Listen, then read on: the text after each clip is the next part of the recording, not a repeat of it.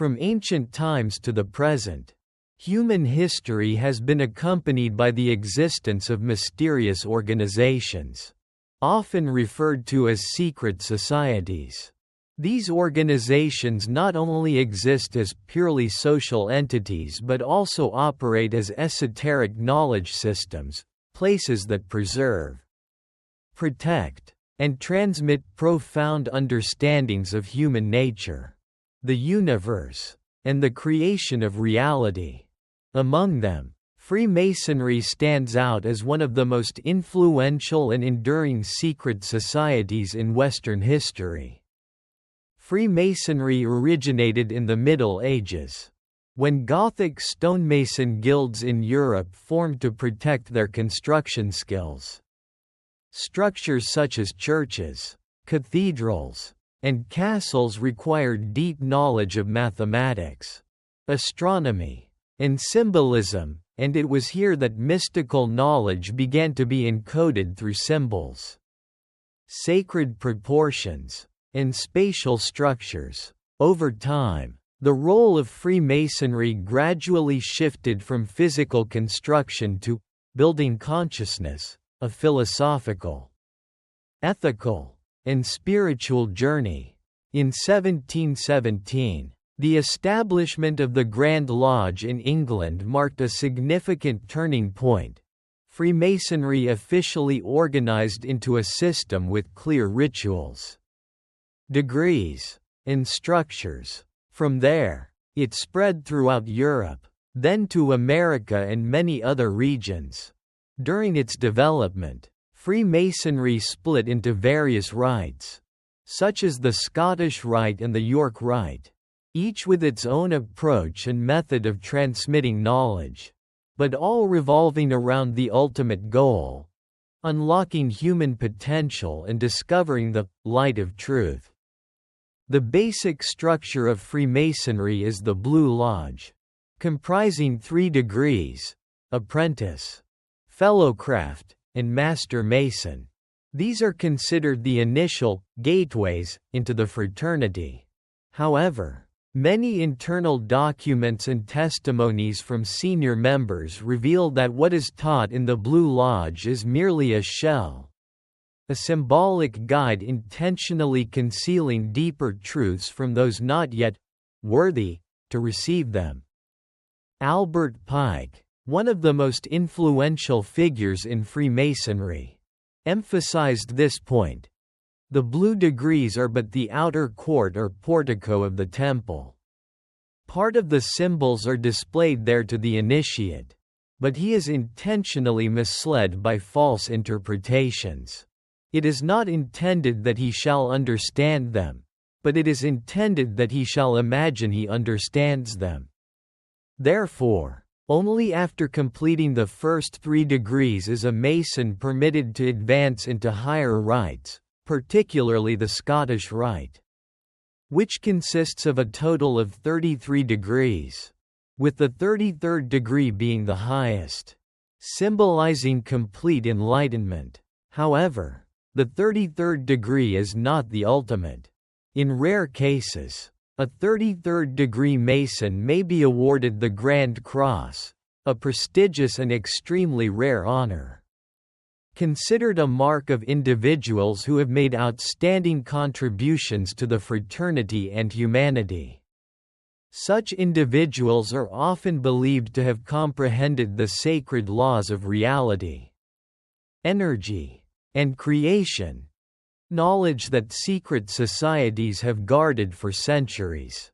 The influence of Freemasonry extends beyond personal knowledge and permeates society at large. According to both official and unofficial records, at least 14 U.S. presidents have been Freemasons, along with many Supreme Court justices, senators, and other high-ranking figures in the political, military, and financial systems of the United States. This widespread presence indicates that Masonic philosophy, with symbols like light, towers, the all-seeing eye, compasses, and squares, has deeply embedded itself into the foundations of modern Western society. In summary, Freemasonry is not merely a group that honors ethics and brotherhood but also a sophisticated esoteric knowledge system. It preserves secrets about the nature of reality, the role of humans in the universe, and the ability to shape destiny through understanding and harmonizing with universal laws. While most of society continues to seek answers externally, secret societies like Freemasonry quietly turn inward, where the true light awaits discovery. ___. In all esoteric traditions, from Freemasonry to ancient yoga, awareness is always considered the first and most fundamental foundation for any journey of inner awakening. The law of awareness is not simply about knowing, or understanding, through ordinary intellect but is a state of deep presence, where the individual becomes a pure observer. Detached from all mental phenomena and the physical world, returning to the source, the true and eternal essence of oneself. According to yoga philosophy, the universe originated from silent nothingness when nothingness began to recognize itself. From that awareness, movement arose, creating consciousness, then forming thought, and finally the physical body. This implies that the physical world we experience daily is not the ultimate reality, but merely the final manifestation of a series of layers originating from a higher metaphysical state. Therefore, to change anything in the external world, humans need to return to the root layer, where pure awareness operates. From this perspective, Manly P. Hall, a distinguished 33rd-degree Freemason, once wrote, "Wisdom fears nothing, but still bows humbly to its own source." This suggests that the journey to seek truth is not a conquest of external knowledge but a process of returning inward to witness, without judgment, resistance, or identification. This is the key to inner freedom. In practice, the law of awareness encourages us to assume the role of the observer. Simply watching everything that happens, both externally, events, circumstances, and internally, thoughts, emotions, as neutral phenomena. For example, when we observe the natural breath without interference, we begin to sense the presence of a knowing behind all movements. That knowing, the essence of I am, is the 0 point. The foundational state before any image, memory, or story is constructed. Two essential elements are required to practice pure awareness: complete acceptance and non-judgment.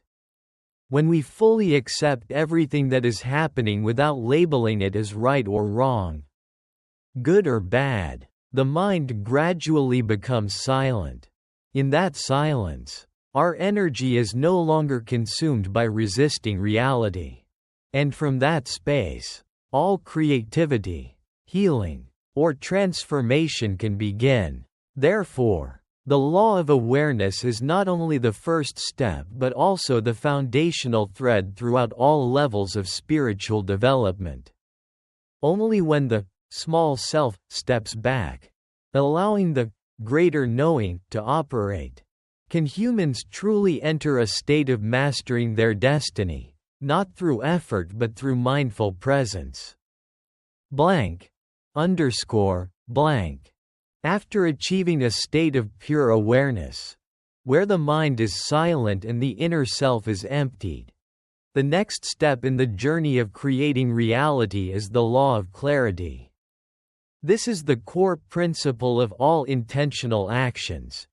You cannot create anything valuable if you are not truly clear about what you want to create. Because reality always reflects the quality of thought. In his book, The Secret Teachings of All Ages.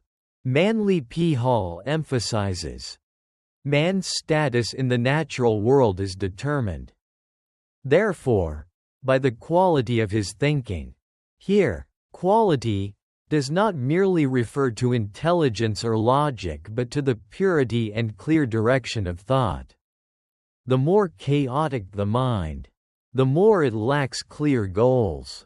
The more the image you reflect into the mirror of reality will be blurred, leading to a life that is unstable and uncertain. The law of clarity presents a simple yet profound formula for creating reality. What plus why plus who equals how and when. In other words, you need to clearly define what you want, why you want it, and who you need to become to be worthy of it. When these three elements converge, the universe will automatically arrange the appropriate how and when for that desire to manifest, without you having to force or overly control it. Moreover, clarity is not only about positive desires but also about what you no longer accept. Clearly identifying what you don't want, why you don't want it, and which old self you're willing to let go of is a powerful factor in transforming inner strength. In modern psychology, this is akin to the concept of shadow work, when we recognize and confront the dark parts within ourselves to liberate them. For example, someone who desires to become an inspirational speaker but secretly fears judgment may unconsciously sabotage themselves.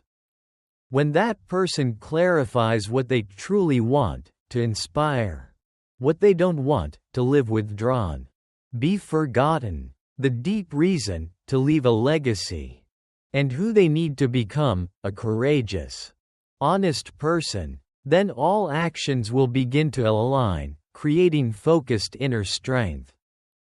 Clarity is the light that pierces through all the fog of doubt and inner conflict.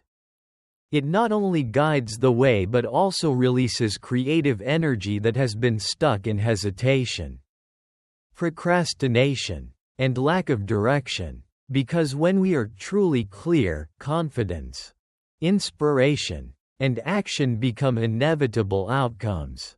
No longer things we have to try to create. Blank. Blank.